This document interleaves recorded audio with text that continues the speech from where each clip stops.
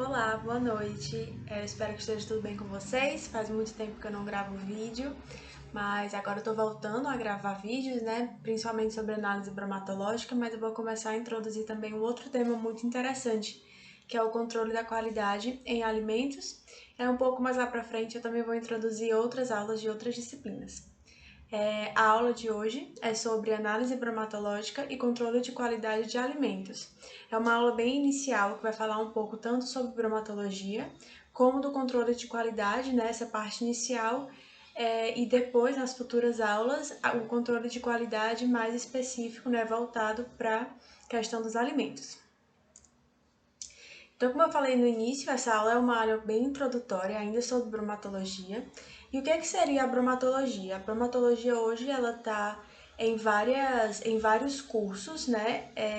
E um dos cursos é o curso de farmácia. Então, a bromatologia, ela estuda os alimentos, as composições químicas, a ação dentro do nosso organismo, o valor alimentício e calórico, as propriedades físicas, químicas e toxicológicas dos alimentos. Sendo assim, a bromatologia está relacionada com tudo aquilo que é de alguma forma considerado como alimentos para os seres humanos.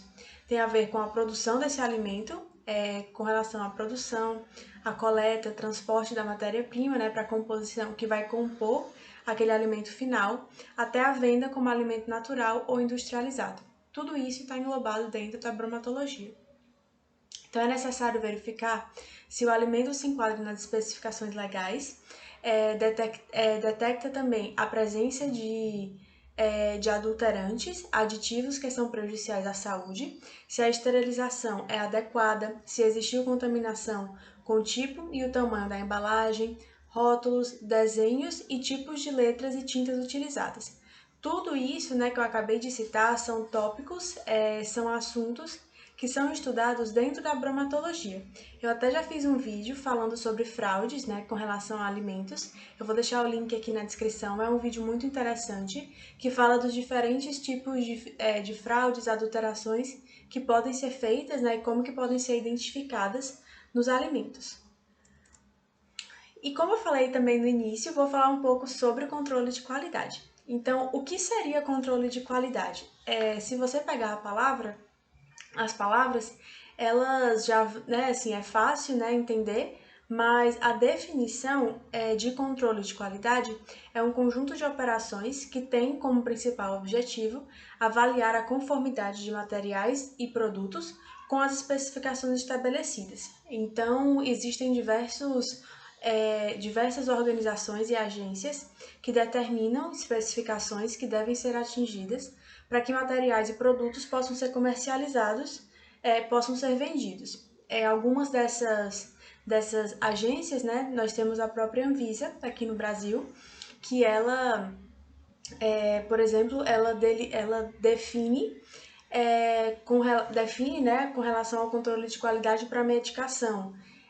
E, como eu falei, existem algumas outras agências e órgãos, né, que definem as especificações para outros tipos de materiais e para outros tipos de produtos também. Então, falando um pouco sobre o controle de qualidade no mundo. Antes mesmo da primeira revolução industrial, o controle de qualidade em produtos ele já existia. É claro que ele não existia tão específico, né, como ele existe hoje. A questão do controle de qualidade ele vem evoluindo desde antes mesmo da primeira revolução industrial. Então, a importância do controle de qualidade ele foi crescendo a importância foi crescendo ao longo desses anos e atualmente é implementado em diversos setores, como na indústria de alimentos e também de medicamentos. Então, o controle de qualidade ele não está restrito à indústria de alimentos. Ele pode também ser expandido para a indústria de medicamentos, assim como outras indústrias, indústrias automobilísticas. A maioria das indústrias hoje em dia tem um setor específico que controla a qualidade dos produtos e dos materiais. Eu posso até dizer que se tornou competitivo ter um controle de qualidade. A maioria das empresas hoje em dia empresas e indústrias que não têm esse controle de qualidade, seja um setor específico ou seja dentro de cada setor e departamento, ela acaba não sobrevivendo no mercado.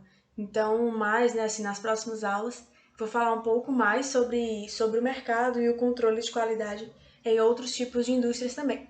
Mas voltando para o controle de qualidade de uma forma geral, nos Estados Unidos, desde 1848, o governo federal ele controla, por meio de legislações, a qualidade de alimentos e medicamentos por meio do FDA. O FDA ele é semelhante, não vou dizer que é igual, mas é semelhante, ele tem um papel semelhante à Anvisa aqui no Brasil. Agora eu vou falar um pouco de alguns exemplos, algumas situações que aconteceram ao longo dos anos e que causaram, né, trouxeram malefícios para a população de uma forma em geral, de uma forma específica, né, porque alguns casos aconteceram em algumas cidades específicas, e como que talvez essa situação não tivesse acontecido se o controle de qualidade tivesse sido implementado nessas organizações. Então, o primeiro caso que eu trago é sobre o restaurante mexicano Chichis, que foi um restaurante que atualmente ele já não existe mais nos Estados Unidos, ele existe em alguns outros países, mas todas as lojas, né, desse restaurante nos Estados Unidos, pelo menos até, né, enquanto eu estava montando essa aula, elas já não existem mais. Então, o caso, né, a falta do controle de qualidade nesse restaurante mexicano, ele acarretou, influenciou, melhor dizendo, a contaminação de cebolinha, e aí causou uma infecção dos consumidores por hepatite A. Então, o caso aconteceu em 2003, como eu falei, aconteceu nesse restaurante mexicano chamado Chichis, e acabou levando a um dos maiores surtos de hepatite A transmitida por alimentos na história dos Estados Unidos. Esse vírus, né, o vírus que causa hepatite A, ele causou a morte de pelo menos 4 pessoas e infectou mais de 660 pessoas na área de Pittsburgh, nos Estados Unidos. E foi identificado depois, por meio de pesquisas, que a cebolinha verde foi a fonte do surto, né, que acabou contaminando as pessoas. O controle de qualidade ele acaba verificando como que aquele alimento vai chegar até o supermercado, ou se for uma venda direta, né, até o consumidor final. A falta desse controle de qualidade acarreta em situações como essa, né, grandes contaminações que podem levar ao óbito das pessoas. Como eu falei, só finalizando esse caso, um pouco tempo depois do que aconteceu, o restaurante ele já não vinha muito bem, então ele acabou fechando definitivamente nos Estados Unidos, mas ele ainda existe em outros países, né, como Bélgica, Luxemburgo, Emirados Árabes Unidos, Kuwait e Indonésia. Um outro exemplo, né, que aconteceu por conta da falta, né, do controle de qualidade envolvendo alimentos, nesse caso bebidas alcoólicas, foi a contaminação de bebidas alcoólicas com metanol. Então, esse caso aconteceu em 2012, na República Tcheca, e acabou gerando a morte de indivíduos em pouco tempo. Então, estima-se que foram em torno de 20 indivíduos que morreram num período curto de 2 semanas, e eles morreram envenenados por conta da presença do metanol dentro da bebida alcoólica. Outras pessoas que não chegaram a óbito, mas que tiveram contato com essa bebida alcoólica, elas passaram a ter algumas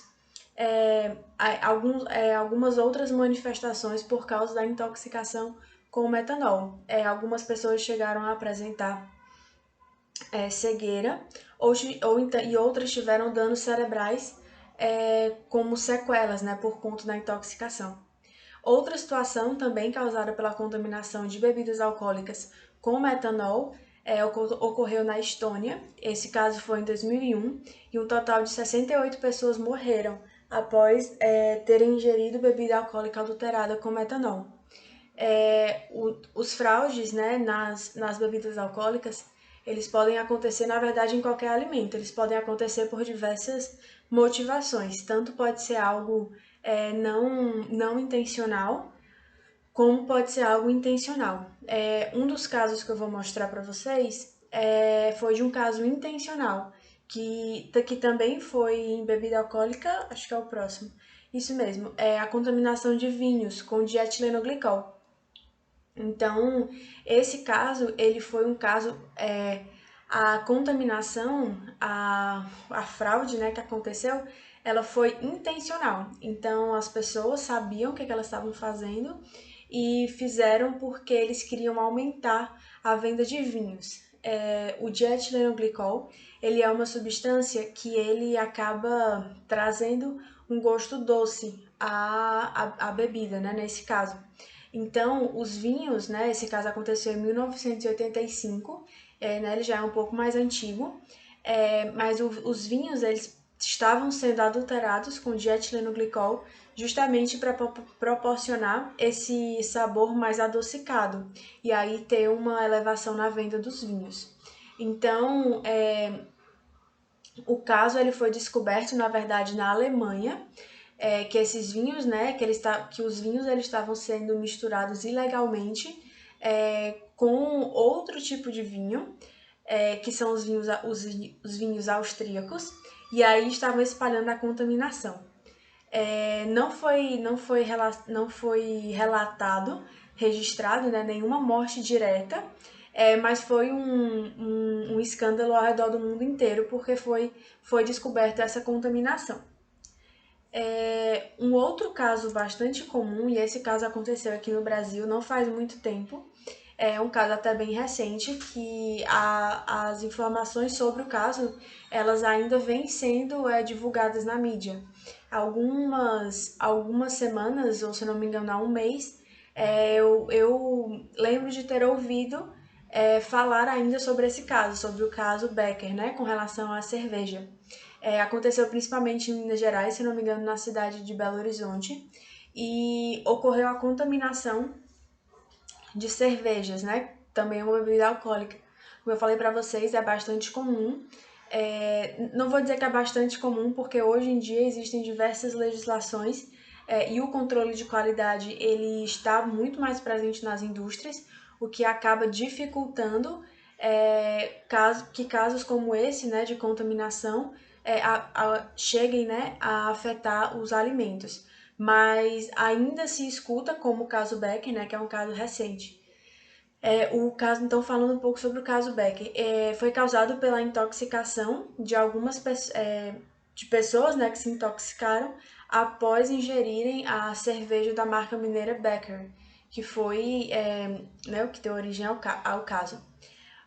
De uma forma bem reduzida, o caso ele se deu também pela contaminação com dietilenoglicol, o mesmo que eu falei no slide anterior, e também com a contaminação de monoetilenoglicol.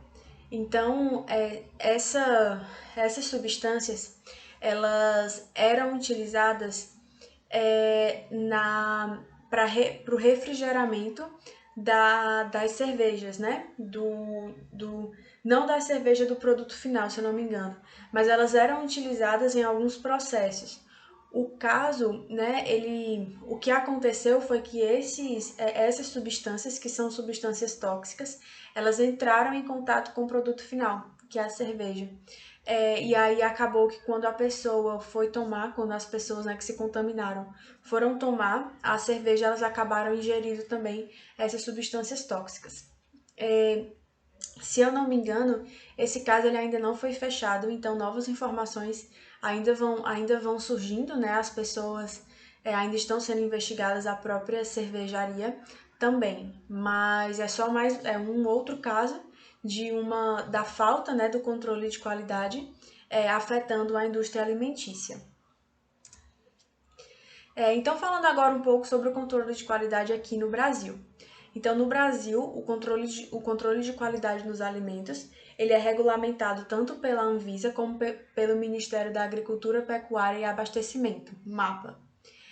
Existem algumas RDCs, eu não vou falar muito, né? As RDCs, elas são documentos que são gerados e eles são documentos públicos, então eles podem ser acessados. Aqui eu coloquei o número das RDCs e também, né, o dia, o mês e o ano em que elas foram publicadas. Então, se vocês quiserem ter mais acesso a elas, mais informações, Basta copiar RDC número 12, de 2 de janeiro de 2001, desculpa, por exemplo, colocar no Google que você pode ter acesso a RDC. Então, aqui são algumas regulamentações com relação ao controle de qualidade, né, dos alimentos. Então, tem a RDC número 12, a número 7, número 42, número 14 e a número 216. Cada uma delas vai falar sobre um determinado assunto, por exemplo. A RDC número 7, né, de 18 de fevereiro de 2011, ela dispõe sobre limites máximos tolerados para micotoxinas em alimentos. Então, cada uma dessas RDCs, elas vão falar sobre um determinado assunto. E muitas vezes, a partir dessas legislações, né, dessas RDCs e de outros documentos também, é que esses limites, eles passam a ser utilizados dentro das indústrias.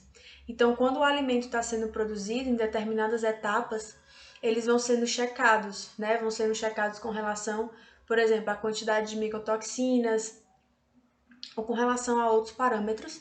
E o limite máximo, né, em alguns casos o limite mínimo também, vão sendo regidos, né, no caso do Brasil, pela Anvisa e pelo Ministério da Agricultura. E aí vão gerando, né, essas legislações que vão sendo obedecidas pelas indústrias, né, pelas indústrias alimentícias. Então, agora falando um pouco sobre as principais atribuições, né, ao controle de qualidade. Então, basicamente, o controle de qualidade ele tem como funções elaborar, atualizar e revisar especificações de matérias-primas, processos, produtos acabados e todos os procedimentos da produção que interfiram, na qualidade do produto final.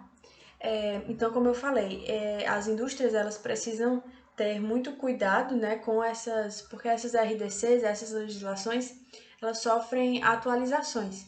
Então, as indústrias, essas organizações, elas precisam ter essa atenção com relação às atualizações que as legislações vão sofrendo.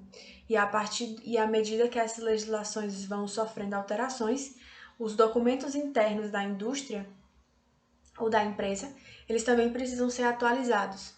Normalmente, as empresas, né, na parte do controle de qualidade, utilizam alguns documentos que permitem que os colaboradores, que os analistas, eles façam as análises, né, para aquele determinado produto e eles vejam se aquele material está dentro ou fora das especificações. Então, esses documentos eles podem ser ITs, que são instruções de trabalho, ou podem ser POPs, que são os procedimentos operacionais padrões.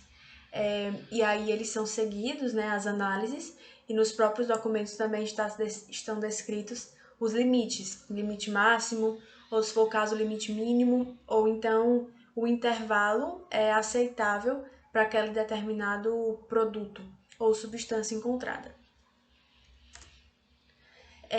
Esse slide, eu não vou me deter muito a ele, mas é basicamente o que eu falei no slide anterior. Então, os documentos, né, que são utilizados nos controles de qualidade, eles podem ser POPs ou ITs, e aí cada qual tem a sua definição. Por exemplo, os POPs, eles são procedimentos gerais que remetem a vários procedimentos específicos e podem envolver diversos setores da empresa, e eles devem estar disponíveis onde serão utilizados. É muito importante que os POPs eles estejam à disposição dos analistas, coordenadores, supervisores do determinado setor de onde eles devem estar, porque é preciso que os POPs, né, esses procedimentos operacionais padrões, eles sejam seguidos. Então, eles precisam estar disponíveis, né, para serem utilizados. Já as ITs, que são as instruções de trabalho, eles são procedimentos específicos de cada operação, em formato padronizado de cada empresa, tais como recebimento, amostragem, identificação, processos de manipulação e envase, métodos de análise e operação de balança, equipamentos, dentre outros. Então, existem essas diferenças, né, com relação a POPs e ITs, sendo o POP, ele abrange um procedimento mais geral e as ITs, eles são mais específicas, né, para procedimentos específicos. Então, já chegando ao fim da nossa aula de hoje, falando um pouco sobre as responsabilidades do controle de qualidade. Nesse slide específico, eu não venho me detendo apenas ao controle de qualidade na indústria alimentícia. O controle de qualidade, como eu falei, ele pode estar presente em vários tipos de indústrias, não só na indústria alimentícia. Mas as principais responsabilidades do controle de qualidade, elas acabam sendo parecidas. Então, é realizar o registro de métodos analíticos utilizados nos testes de verificação, verificar se os lotes produzidos estão de acordo com as especificações, e essas verificações elas vão sendo feitas ao longo do processo, não é em um único momento, né? Eles vão sendo feitas à medida que o material, o produto, ele vai passando pelas etapas. Registrar reclamações feitas por consumidores, qualificar fornecedores por meio de laudos de análises. Os fornecedores são muito importantes, a qualificação dos fornecedores, até porque como chega a sua matéria-prima. Então, se a sua matéria-prima já chega contaminada e você não tem um processo, né, de descontaminação ao longo da cadeia produtiva do seu produto, do seu material final, então, se a sua matéria-prima chega contaminado, o seu produto final provavelmente também vai estar contaminado, se você não tiver esse processo de descontaminação. Então, por isso que é tão importante a qualificação de fornecedores, dentre outros fatores também. Controlar matérias-primas, materiais de embalagem e produtos acabados também é uma das responsabilidades do controle de qualidade. Testar a eficácia e a estabilidade dos produtos. É muito importante a estabilidade, que acaba servindo como base para os prazos de validade, né, com relação tanto a medicamentos como também com relação a produtos alimentícios. Então, é muito importante, né, a estabilidade do produto. Evidenciar a rastreabilidade dos processos. Na verdade, evidenciar a rastreabilidade dos processos é algo que não é específico, né? Muitos desses pontos que eu estou falando, eles não são específicos para o controle de qualidade. Evidenciar a rastreabilidade dos processos, ele está presente em quase que todos os setores dentro de uma indústria, de uma empresa. Existe uma frase bem comum, pelo menos no curso de farmácia, que é: se você não registra, aquilo não foi feito. Então, tudo precisa ser registrado e tudo precisa ser rastreável. Então, você precisa saber onde que está a informação, quem colocou aquela informação ali. Então, precisa ter nessa evidência de rastreabilidade. Participar da investigação e da análise de não conformidades, caso venham a acontecer não conformidades, que é quando o produto ele não atinge ele não atinge o limite mínimo, ou ele tem um valor superior ao limite máximo, então ele está não conforme. E aí é necessário que o controle de qualidade avalie, em conjunto também com outros setores da indústria ou da empresa, ele faça parte dessa investigação para conseguir chegar à causa raiz do problema. E a decisão final de aprovação ou rejeição daquele produto, da matéria-prima, seja de embalagem, enfim. O controle de qualidade ele tem uma importância muito grande, dentro da indústria ou dentro da empresa. Assim como outros setores também, né? Cada setor tem a sua importância. Então, aqui é só um modelo, né, do controle de qualidade. Nesse caso, se eu não me engano, é dentro de uma indústria. Na verdade, pode se aplicar a qualquer tipo de indústria. Não necessariamente a indústria, como eu falei, a indústria de alimentos, mas pode ser também outros tipos de indústria. Como essa aula é uma aula mais geral, então eu não trouxe nada específico, né, para o setor da indústria alimentícia. Então, o laboratório de controle de qualidade ele pode ser subdividido em laboratório de microbiologia e laboratório físico-químico. E aí, aqui vai mostrando cada processo, como que vai sendo feito, pelo que cada setor vai ficar responsável. Tanto o setor de microbiologia como o laboratório físico-químico. Então, essa foi a aula de hoje. Aqui eu deixo uma pequena pergunta, né, para gerar essa curiosidade em vocês, né, expandindo o conhecimento. Então, qual que seria, né, qual que é a necessidade e como deve ser feito o controle de qualidade nos alimentos? Então, se vocês quiserem deixar a resposta de vocês nos comentários, ou se quiserem entrar em contato, tirar alguma dúvida, estou disponível. Muito obrigada, eu espero que essa aula tenha ajudado vocês a entender um pouquinho melhor sobre a bromatologia e também sobre o controle de qualidade. Até a próxima aula!